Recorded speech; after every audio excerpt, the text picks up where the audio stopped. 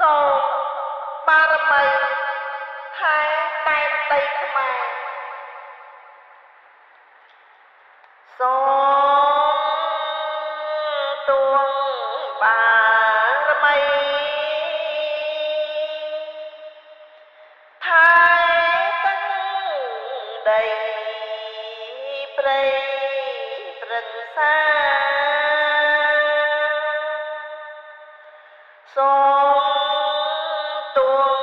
បារមីថែទាំងដីព្រៃព្រឹក្សា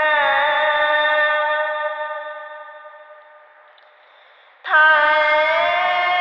តែនសីមារៀងរាល់ថាប្រាំប្រាសាទខ្មែរថែតែនសីមារៀងរាល់ថាប្រាំប្រាសាទខ្មែរដួងប្រលឹងជាតិស្មៅ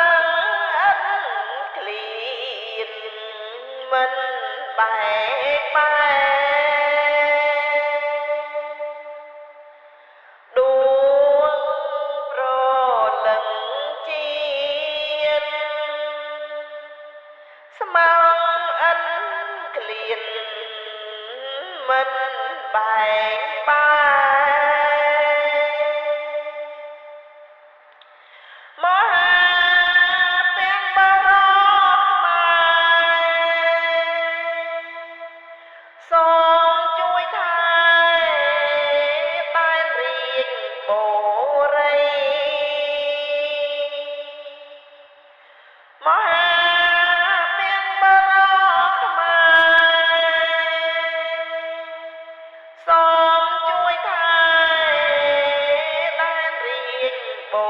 រីកំឡាំងសាមគ្គីក្រុមទើទីខ្មែរប្រុសស្រីកំឡាំងសាមគ្គីក្រុមទើទីខ្មែរប្រុសស្រី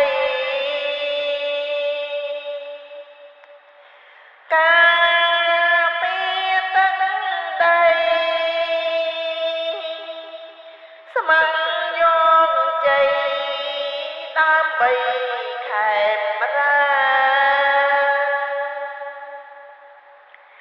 ការពារទឹកដីស្ម័គ្រយកជ័យដើម្បីខេមរា